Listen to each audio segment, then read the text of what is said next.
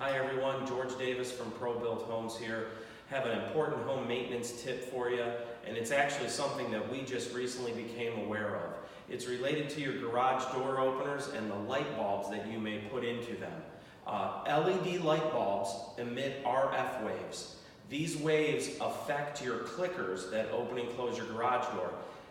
Using a normal LED bulb will either greatly reduce the range of your clicker, so you have to be real close to the door to get it to open, or they may work intermittently.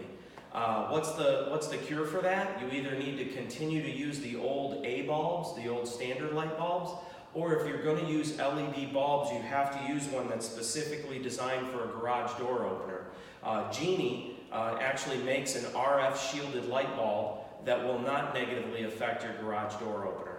I actually experienced this myself on my own personal house, and I can say that it's tested and approved, and this bulb restores the normal range of your garage door clicker. So hopefully that'll save you guys from the same trouble that I recently experienced.